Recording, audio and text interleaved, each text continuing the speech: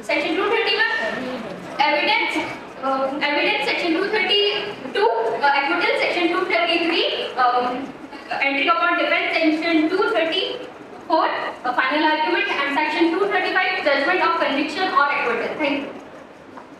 नशा एक ऐसा नशा है जिसके आगे सारे नशे ठीक है। तो आज का हमारा केस भी इसी पर आता है, जिसमें कुछ लोग चंद पैसों के लिए इतने गिर जाते हैं कि सारी हदें पार कर देते हैं। आज का हमारा केस शुरू होता है हमारे भारत देश के सबसे स्वच्छ शहर इंदौर, जहां 2 पीड़िता को अगवा कर लिया जाता है तथा एक की मृत्यु कायम कर दी जाती है। अब न्यायालय की कार्रवाई और उसके निर्णय से क्या होता है, ये आपके सामने प्रस्तुत किया जाता है। श्री माननीय न्यायाधीश पधार रहे हैं।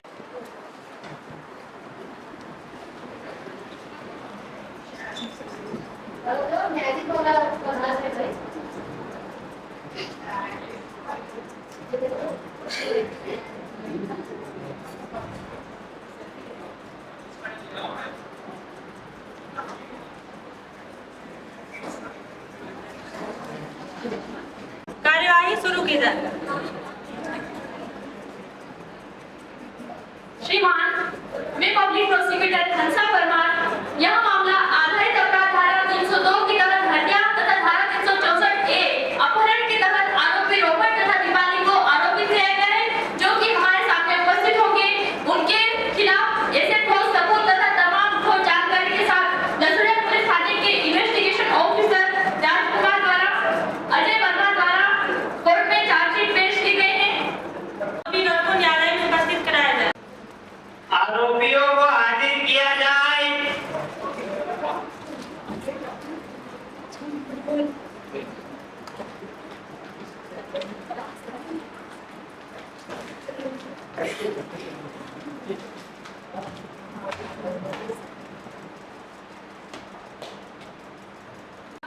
भारतीय दंड संहिता के धारा 302 हत्या और धारा 364A अपहरण व धारा 120B षड्यंत्र का आरोप लगाया गया है। क्या आप दोनों इसे स्वीकारते हैं? नहीं श्रीमान, हमें स्वीकार नहीं है। क्या आप बयान चाहते हैं? जी। बयान दिया है। मैं इनके विरुद्ध ऐसे साक्ष्य तथा गवाहों को पेश करना चाहूंगी जिससे कि आरोपी द्वारा दिया गया बयान दूध का दूध और पानी का पानी सिद्ध हो जाएगा। इसके लिए मैं अब इस केस की पहली गवाह जो कि पीड़िता स्वयं अंजलि जी है, उनको मैं पेश करना चाहूंगी, लेकिन वह अभी हॉस्पिटल में एडमिट है, जिस वजह से वो थोड़ी देर से उपस्थित होंगी। इसके लिए मैं सबसे पहली गवाह जो कि आस्था जी है, उनको मैं कोर्ट के सामने पेश करना चाहूंगी। अनुमति। आस्था हाजिर हो।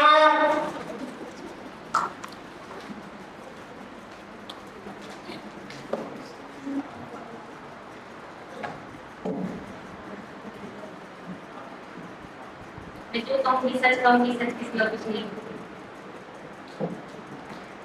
जी, आपका नाम कोर्ट को बताइए। जी, आस्था द्विवेदी। आपकी उम्र? जी, 25 साल। पीड़िता से आपका क्या संबंध है? जी, मैं उसकी बड़ी बहन हूँ। जी आस्था जी, मैं आपसे पहला सवाल ये है कि क्या आपने ही दिनांक 27 जनवरी 2022 को अपनी बहन साक्षी के गुम होने की रिपोर्ट FIR दसुरिया पुलिस थाने में दर्ज कराई थी? जी जज साहब, मैंने ही FIR दर्ज करवाई थी। 26/1/2022 को मेरी छोटी बहन शाम रात को 9 बजे अपने दोस्त के साथ छप्पन गई थी, पर वो देर रात तक घर नहीं आई। तो मैं घबरा गई, मैं उनके दोस्तों को कॉल की, लेकिन उसका पता नहीं चला। मैं आसपास भी पता की, पर उसका पता नहीं चला। इसके कारण मैं सुबह हुआ तो सुबह तक इस जांच की फिर भी नहीं आई। फिर इसके बाद में FIR दर्ज करवाने दसुरिया थाने गई। ये आपका जी, मेरा आपसे अगला सवाल ये है कि आपको कब पता चला कि आपकी बहन साक्षी का अपहरण हो गया है? जी जज साहब, जब मैं FIR दर्ज करवाई थी उस दिन जब मैं घर गई तो शाम को मेरे पास कॉल आया और उन्होंने मुझे यह कहा कि आपकी जो बहन है उसका अपहरण हो गया है। तो और उस टाइम में उन्होंने फिरौती की भी मांग की। आस्था जी, आपने जैसा कि बताया कोर्ट को कि आपको आरोपी द्वारा फिरौती के लिए कॉल आया था, तो आपको कितनी फिरौती की मांग की गई आपसे? जज साहब, मुझे 1 करोड़ की मांग की गई। Your witness please. हाँ सर जी, जैसे कि आपने बयान में कहा कि आपको 1 करोड़ की फिरौती की मांग की गई थी, क्या यह सत्य है? जी जज साहब, ये सत्य है। हाँ सर जी, आपसे मेरा सवाल ये है कि आपको फिरौती की मांग की गई थी, तो आप कैसे कह सकती हैं कि जो फिरौती की मांग की गई थी वो मेरे मुवक्किल द्वारा ही की गई थी? जज साहब, इसके बारे में और ज़्यादा जानकारी तो नहीं है, पर मुझे इतना पता है कि मुझे एक नंबर पे कॉल आया था और इससे फिरौती की मांग की गई थी। मुझे ये नहीं पता जज साहब कि ये दोनों ही थे। पॉइंट टू बी नोटेड जज साहब, आप जा सकते हैं। जज साहब, जैसे कि आस्था जी ने बयान में कहा है कि ये साबित नहीं होता है कि ये मेरे वकील ने ही वो फिरौती की मांग की थी। इस तथ्य को अभी साबित करने के लिए मेरे मित्र प्रोसिक्यूटर के पास यदि कोई सवाल या सबूत या गवाह हो तो अदालत के सामने पेश करें। जी जज साहब, आपसे मेरा अनुरोध है कि मैं इस केस के अगले गवाह जो कि इन्वेस्टिगेशन ऑफिसर है उनको मैं कटघरे में पेश करना चाहूंगी। अजय वर्मा हाजिर हो।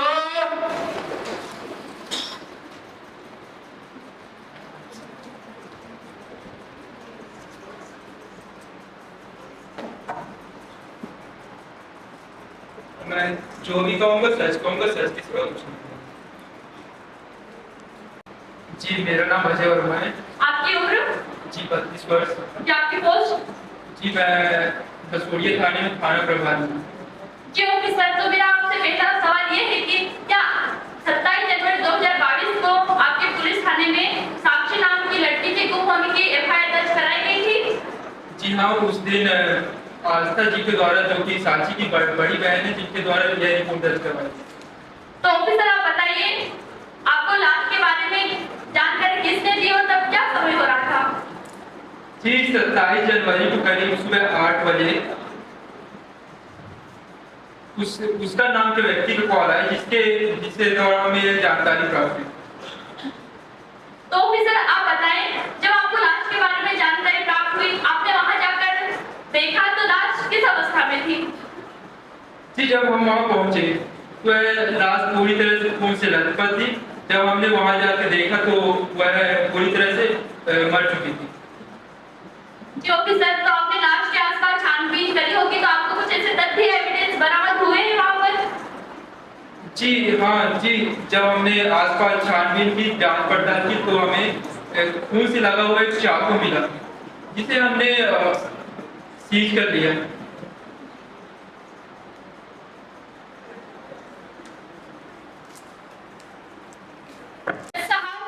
छानबीन के दौरान इन्वेस्टिगेशन ऑफिसर को ये खून से लथपथ चाकू बरामद हुआ है, जिससे कि पूर्ण रूप से साबित होता है कि ये जो हत्या की गई है वो इन्हीं आरोपियों द्वारा की गई है, क्योंकि पोस्टमार्टम रिपोर्ट तथा फिंगरप्रिंट रिपोर्ट के दौरान जो उंगलियों के निशान पाए गए हैं वो इन्हीं दो आरोपियों के पाए गए हैं।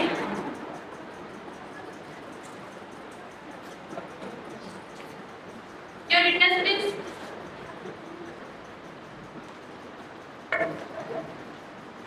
हाँ ओके। तो आपने बयान में कहा कि आपको लाश के बारे में पूछकर देने आपको जानकारी दी, ये सत्य है? जी हाँ। हाँ ऑफिसर, तो आप बताएं कि आपको कैसे पता चला कि वह पीड़िता की लाश साक्षी की लाश? जी जब हमने रिपोर्ट लिखी थी तो उसके पहचान के लिए हमने साक्षी की एक फोटो रखी थी, जिसके बाद हमने बाद में कंफर्म किया कि वह जो लाश है वह साक्षी की है। हाँ ऑफिसर, तो आप ये अदालत को ये बताएं कि आपने मेरे मुवक्किल को आरोपी करार करते हुए उनको हिरासत में लिया है, तो ये किस बुनियाद पे आपने उनको हिरासत में लिया है? जी हमने कॉल को ट्रेस किया जिससे कि फिरौती की मांग की गई थी। जिसके बाद वहां पहुंचे तो पीड़िता जो कि रस्सी से बांधी हुई थी तो उनके साथ पे दोनों आरोपी मिले, जिसके बाद वहां से हमने दोनों को गिरफ्तार कर लिया। आप जा सकते हैं ऑफिसर। मेरे मिस्टर प्रोसिक्यूटर ने आपके सामने चाकू बरामद किए थे वो प्रस्तुत किए हैं और अदालत के समक्ष जो किए हैं उससे मेरे मुवक्किल के फिंगरप्रिंट्स के छाप पाए गए हैं, ये सत्य है। लेकिन इसका मतलब ये नहीं होता कि मेरे मुवक्किल ने ही मृत्यु कायम किया है। जैसा हो सकता है उनको फंसाने के लिए उसके घर में इस्तेमाल होने वाली चाकू का उपयोग किया गया हो, इसका उद्देश्य है उनका फंसाना। तथा यदि मेरे मित्र प्रोसिक्यूटर के पास उससे संबंधित कोई ठोस सबूत या गवाह हो तो अदालत के समक्ष पेश करें।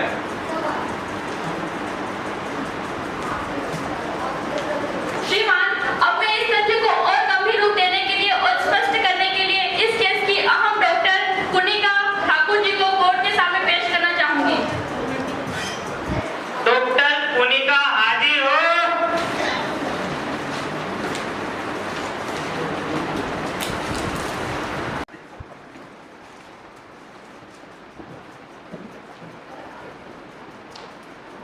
जो कहूँगी सच की सेवा कुछ नहीं होगी। जी डॉक्टर, कोर्ट को आपका नाम बताइए।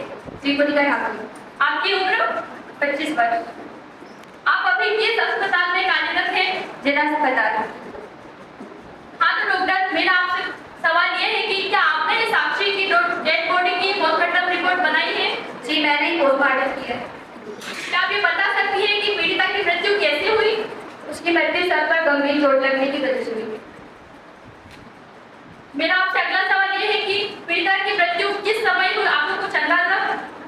उसकी मृत्यु 27 जनवरी 2023 की रात 11 से 1 बजे के बीच हुई। हाँ तो डॉक्टर, आप मुझे बताइए, आपने पीड़िता की लाश का पोस्टमार्टम किया तो आपको क्या क्या जानकारी प्राप्त हुई उससे? पोस्टमार्टम के दौरान बेहद पता चला कि उसके शरीर में चाकू के 2 गहरे निशान थे तथा कुछ घाव ऐसे भी थे जिससे ऐसा प्रतीत हो रहा था कि उसे मारने से पहले मारा भी गया। Witness please.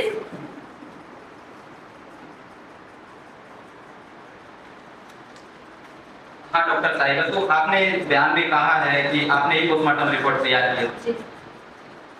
जैसे कि आपने कहा कि उसके पेट में चाकू तथा चाकू के घाव थे और सर पे गहरी चोट थी, तो आप बता सकते हैं कि कौन सी चीज से हत्याकारित होना ज्यादा संभावित था?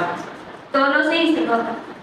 Point to be noted. जैसा डॉक्टर साहिबा, जब आपने पोस्टमार्टम रिपोर्ट किया तो आपको कितने लोगों का फिंगरप्रिंट्स मिले, आप बता सकते हैं? हमें उसकी बॉडी में 2 लोगों के फिंगरप्रिंट मिले जो कि पुष्कर और दीपाली के। हाँ डॉक्टर साहिबा, तो आपने जैसे बताया कि हम कह सकते हैं इस मुताबिक कह सकते हैं कि जो सर पे कौन सी घाव थी, लगी घाव थी और उसके पेट में जो चोट थी, ये हो सकता है कि उसके सर पे जो लगी चोट था वो किसी वजह से गिरने से या कहीं दीवार से टकराने से, ये कुछ से भी हो सकता है। जी बिल्कुल हो सकता है। पॉइंट भी नोटेड। जैसा आप जैसे कि बयान में डॉक्टर ने कहा कि इससे साबित नहीं होता कि वो जो चोट आई थी, सर पे चोट आई थी, वो हो सकता है किसी वजह से आई हो, गिरने से आई हो, लेकिन इससे तथ्य को साबित करने के लिए यदि अगर मेरे प्रोसिक्यूटर के पास ऐसा कोई गवाह या सबूत हो तो वो कोर्ट के सामने पेश करें। जज साहब, आपसे मेरा अनुरोध है कि अब मैं इस केस के अगले गवाह पुष्कर कुमार सिंह को कटघर में बुलाना चाहूंगी, जिन्होंने सबसे पहले लाश को देखा और पुलिस को इन्फॉर्म किया। पुष्कर सिंह, ऊपर हाजिर हो।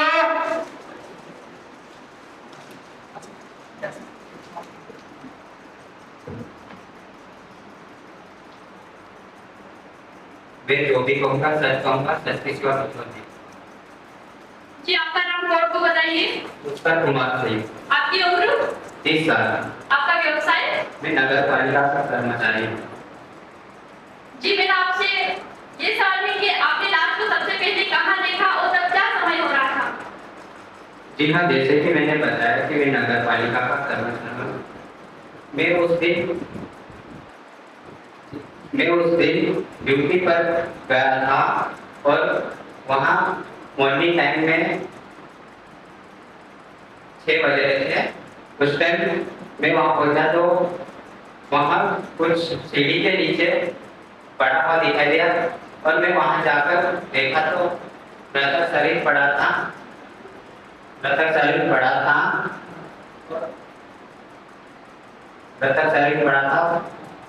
जो कि खून से लथपथ था।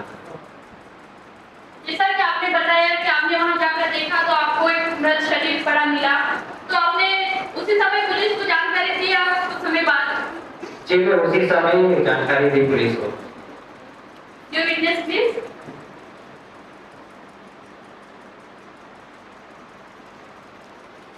आप पुष्कर जी, जैसे आपने कहा कि आपने ही पुलिस को सूचित किया था सबसे। जी हाँ, और आपने ये भी कहा कि उस समय सुबह 6 समथिंग हो रहे थे, तो आप ये बताएं आप इतना सुबह आप क्या कर रहे थे वहाँ? जी मैं मेरी रोज की तरह वहाँ ड्यूटी रहती है, मैं रोज जाता हूँ। आप ये बताओ अदालत को कि आपके जो फिंगरप्रिंट्स रिपोर्ट में आपका फिंगरप्रिंट्स के छाप पाए गए हैं वो कैसे आए हैं आपके फिंगरप्रिंट्स उस लाश में? जी मैं वो देख रहा था कि उस मृतक की सांसें चल रही है या नहीं। क्या आप उस शरीर के आसपास मेरे मुवक्किल को देखा था क्या?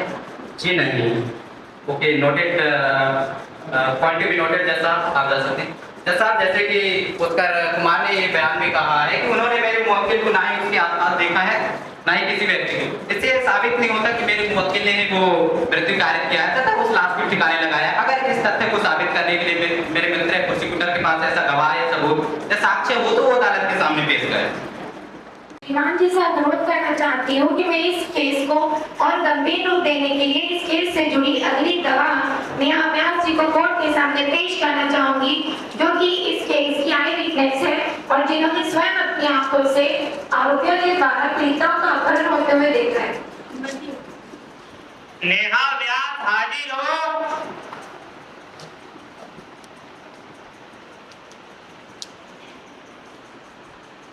जो कि कहूँगी सच के सिवा कुछ नहीं कहूँगी।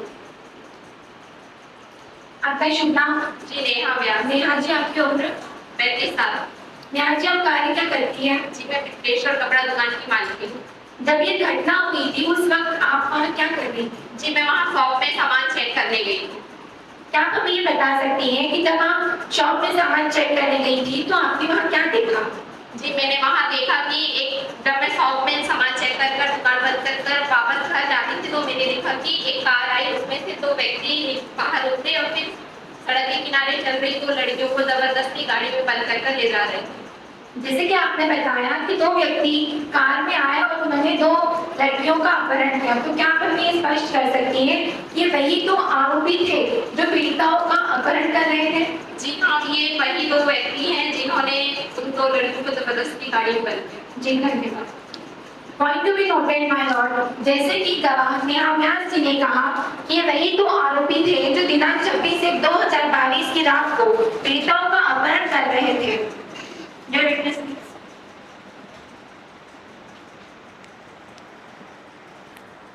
हाँ नेहा व्यास जी, जैसे आपने कहा कि आप कपड़े शॉप की ओनर हैं। हाँ नेहा जी, तो आपसे मेरा सवाल है कि 26/1/2022 को आपने ही अपहरण होते हुए देखा। आप ये बताएं उस दिन तो पूरी भारत में अवकाश रहती है और दुकानें बंद, उद्योग बंद, स्कूलें बंद, सभी बंद रहती हैं, तो आप 26/1/2022 को आप अपने दुकान पे कर क्या रहे हैं? जी मैं अपनी दुकान में सामान चेक करने गई थी क्योंकि अभी चोरी के वारदात जो है वो काफी ज्यादा बढ़ते जा रहे हैं, तो मैं चेक कर रही थी कि सामान सुरक्षित है या नहीं। ओके, और आपने कहा कि अपहरण होते हुए देखा, तो आप कैसे कह सकती हैं कि मेरे मुवक्किल द्वारा अपहरण करे जा रहे थे, क्योंकि उन्होंने मुझे बयान में ये भी कहा है कि वो सारे उनके दोस्त ही थे। जी वो दोनों लड़कियां हेल्प के लिए चिल्ला रही थी तो मेरा ध्यान चला गया उनकी तरफ। अच्छा, जैसे आपने कहा कि लड़कियां चिल्ला रही थी, तो हाँ, तो आपसे मेरा सवाल है कि आप एक शिक्षित हैं और एक जिम्मेदार नागरिक होने के नाते जब वो चिल्ला रही थी, मदद के लिए पुकार रही थी, तो आपने किसी को इतला क्यों नहीं किया या 100 नंबर की सुविधा भी उपलब्ध है, आपने जानकारी देना उचित नहीं समझा? जी साहब, मेरे आसपास कोई नहीं था, मैं अकेली थी और मैं डर भी गई थी, इसलिए मैंने पुलिस को भी कंप्लेंट नहीं की और फिर मैंने किसी को मदद के लिए भी नहीं बुलाया। हाँ, और आपने समय भी बताया है, तो आपसे मेरा अहम सवाल ये है कि वो घटना हो रही थी 10 PM पे, तो आप कैसे कह सकते हैं कि मेरी मुवक्किल ही थे वो, क्योंकि उस समय इतना अंधेरा हो जाता है कि किसी को पहचानना मुश्किल हो जाता है। जी साहब, सड़क में लाइट जल रही थी तो उनका चेहरा साफ साफ दिख रहा था। थैंक यू, आप जा सकते हैं। मैं श्रीमान जी से अनुरोध करना चाहती हूँ कि मैं इस केस से जुड़ी अगली गवाह वैष्णवी जी को कोर्ट के सामने पेश करना चाहूंगी, जिनकी गाड़ी किराए पर इन दोनों आरोपियों के द्वारा ली गई थी।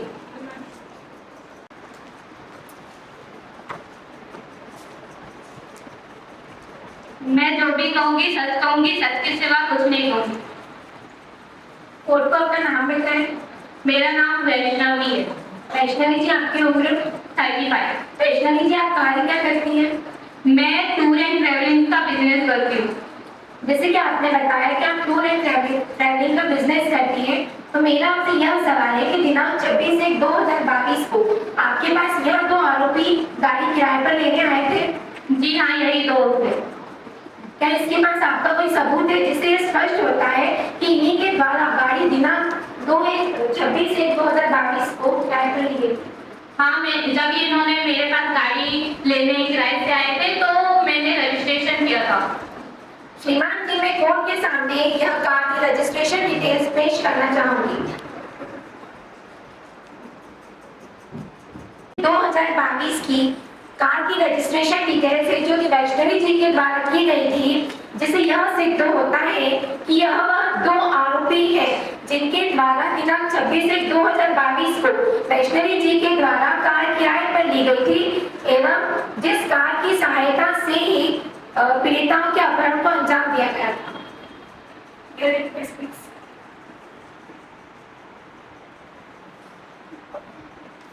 हाँ वैष्णवी, जैसे आपने बोला कि आप कार शॉप की ओनर है और आप गाड़ियाँ किराए पे देती, तो क्या आप अदालत को बता सकते हैं कि आपने गाड़ी मेरे दोनों मुवक्किल को ही दी थी? जी हाँ, मैं दावे के साथ कह सकती हूँ कि ये इन्हीं को मैंने गाड़ी किराए पे दी थी। और आपने मेरे दोनों मुवक्किल को गाड़ी किराए पे दी थी, तो आप अदालत को ये बता सकते हैं कि मेरे मुवक्किल आपसे गाड़ी किस बुनियाद पे लिए थे? उन्होंने यह कहकर मेरे से गाड़ी किराए पे ली थी क्योंकि उनको अपनी फैमिली के साथ जबलपुर घूमने जाना था 3 दिन के लिए। Okay, point to be noted. जज साहब आप जा सकते हैं। Thank you. जज साहब, जैसे कि वैष्णवी के बयान से अदालत में स्पष्ट हो गया है कि मेरे मुवक्किल जो गाड़ी लिया था यह सत्य है, परंतु उन्होंने गाड़ी जो लिया था उस पर उसकी कोई मंशा नहीं थी और जो गाड़ी लिया था वो एक अच्छे इरादे से लिया था। इससे यह साबित नहीं होता कि मेरे मुवक्किल पे जो आरोप लगाया गया है कि उन्होंने अपहरण किया है तथा मृत्यु कार्य किया है, ये मिथ्या है जज साहब, क्योंकि मेरे मुवक्किल के पास जो गाड़ी का जो गाड़ी लेने का जो कारण था वो एक अच्छा कारण था। तो अगर मेरे मित्र प्रोसिक्यूटर के पास इस तथ्य को अगर साबित करने के लिए कोई गवाह या सबूत हो तो वो अदालत के सामने पेश करें। मैं श्रीमान जी से अनुरोध करना चाहती हूँ, मैं इस केस से जुड़ी अगली गवाह अंजलि जी को कोर्ट के सामने पेश करना चाहूंगी। अंजलि हाजिर हो।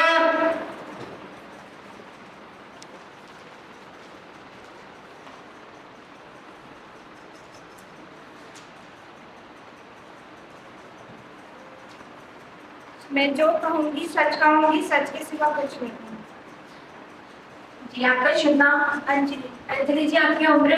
20 वर्ष। अंजलि जी क्या आप ये बता सकती हैं कि दिनांक 26/1/2022 की रात को आपके साथ क्या हुआ?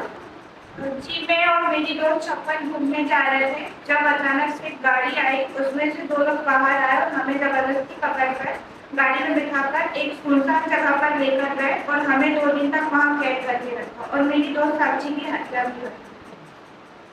जी, जैसे कि आपने बताया कि 2 लोगों ने आपका अपहरण किया था, तो क्या आप हमें स्पष्ट कर सकती है कि ये वही 2 आरोपी हैं जिन्होंने आपका और आपके मित्र साक्षी का अपहरण किया था? जी हाँ, ये दोनों वही हैं। क्या आप हमें ये बता सकती है कि आपकी मित्र साक्षी की हत्या भी इन्हीं आरोपियों के द्वारा की गई थी? जी हाँ, मेरी दोस्त साक्षी की हत्या दीपाली के द्वारा की। पॉइंट में नोटेड माय लॉर्ड, जैसे कि गवाह अंजलि जी ने कहा कि यह वही 2 आरोपी है जिनके द्वारा अंजलि जी और उनके मित्र साक्षी का अपहरण किया गया था। Your witness, please.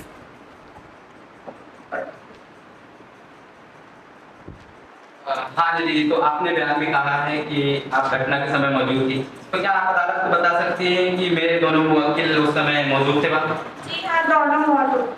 हाँ, और आपने मृत्यु कार्य होते हुए देखा है, तो क्या आप अदालत को बता सकते हैं कि मेरे दोनों मुवक्किल का बराबर हाथ है उस घटना में या मृत्यु कार्य करने में? जी हाँ, अपहरण के समय दोनों साथ में ही। ओके अंजलि, तो आप कह रहे हैं कि आपने अभी बयान में कहा कि दीपाली ने ही मृत्यु कार्य किया है, तो आप कैसे कह सकते हैं कि मेरे मुवक्किल दीपाली ने ही मृत्यु कार्य की? जैसा जब हमें अपहरण करके ले जाया जा रहा था, तब दीपाली रॉबर्ट को धमकी दे रही थी कि अगर ये बात तुमने किसी को बताई तो मैं तुम्हें और तुम्हारी बहन को जान से मार दूंगी और ये बात यहीं खत्म हो जानी चाहिए और उसे जाने के लिए कह दिया। और मैंने दीपाली को खुद देखा है साक्षी को मारते हुए। ओके अंजलि जी, आप जा सकते हैं। अब मैं जज साहब से अनुरोध करूंगा कि मैं आप अपने डिफेंस की ओर से अपने अदालत में गवाह पेश करना चाहूंगा। जैसे मेरे मुवक्किल पे जो लगे आरोप है 26/1/2022 को कि आरोप लगाया गया है कि उन्होंने अपहरण तथा हत्या कार्य किया है, तो इससे साबित हो जाएगा कि 26/1/2022 को मेरे मुवक्किल घर पे ही थे तथा वो जो उनको देखा गया है अपहरण होते हुए तथा मृत्यु कार्य किया है, ये मिथ्या है, ये साबित हो जाएगा। जज साहब, मैं अनुरोध करूंगा अदालत से कि मैं अब अपने गवाह को कटघरे पे बुलाना चाहूँ। निवेदिता हाजिर हो।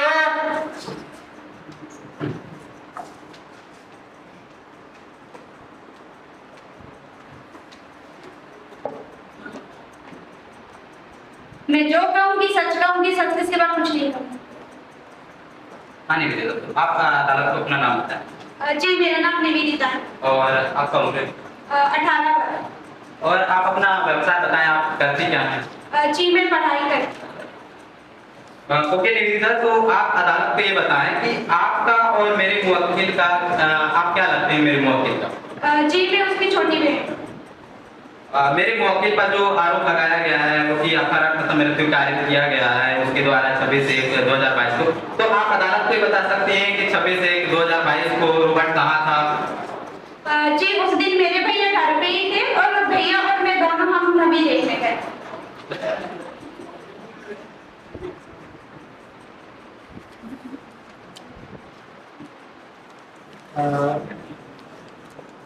साहब जैसे कि अभी निवेदिता ने कहा कि हम मूवी देखने गए थे 26/1/2022 को, वो आपके सामने जो अदालत में पेश की गई है उस दिन की वो टिकट है जिससे साबित होता है कि मेरे मुवक्किल और उसकी बड़ी बहन मूवी देखने गए थे।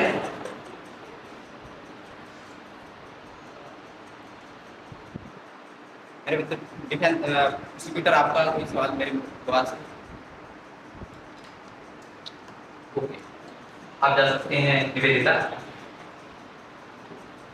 जज साहब जैसे कि अभी टिकट से साबित हुआ है कि 26/1/2022 को उस दिन मेरे मुवक्किल पे आरोप लगाया है कि उस दिन मेरे मुवक्किल द्वारा अपहरण किया गया है तथा मृत्यु कारित किया गया है।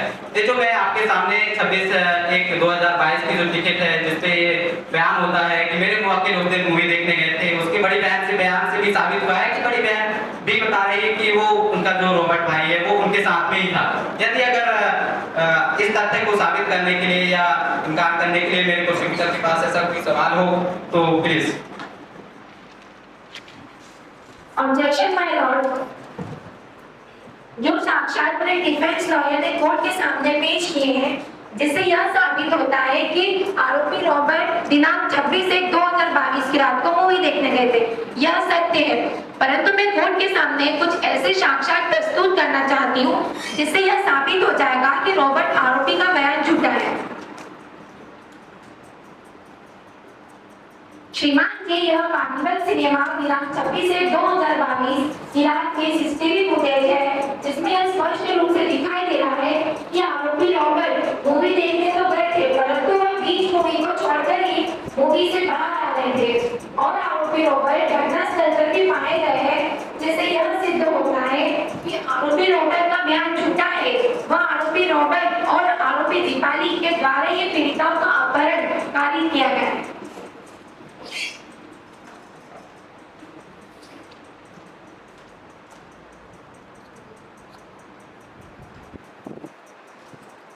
रॉबर्ट, आप अपने बचाव में कुछ कहना चाहते हैं? जी जज साहब।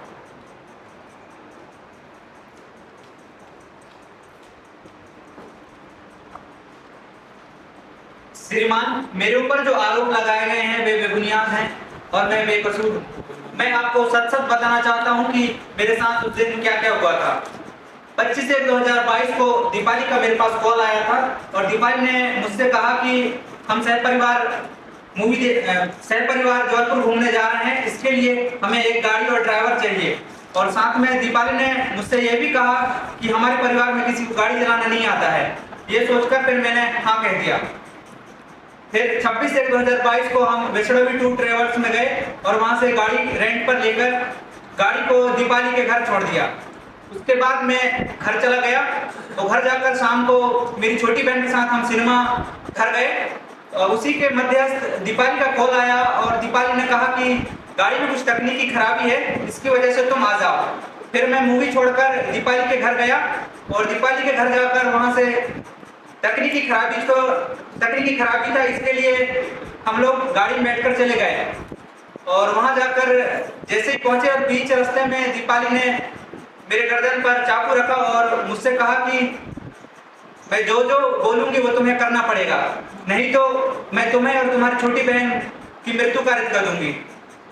ये सुनकर मैं बहुत घबरा गया जज साहब और मुझे नहीं चाहते हुए भी उसका साथ देना पड़ा जज साहब। आपका कहना है कि आपको डरा धमका के आपसे कार्य कराया गया? जी जज साहब, मैं बहुत डर गया था जज साहब, इसलिए मैं उसका साथ दिया। ऑब्जेक्शन जज साहब, यह जो आरोपी रॉबर्ट है, इन्होंने कोर्ट के सामने जो भी अपने बचाव में बयान दिया है वो एक बनी बनाई कहानी है, क्योंकि अभी तक मैंने जितने भी साक्ष्य तथा गवाहों को कोर्ट के सामने पेश किया है, इससे पूर्ण रूप से यह सिद्ध होता है कि जितना हाथ पीड़िता की मृत्यु कारित करने में दीपाली का रहा है, उतना ही आरोपी रॉबर्ट का भी रहा है।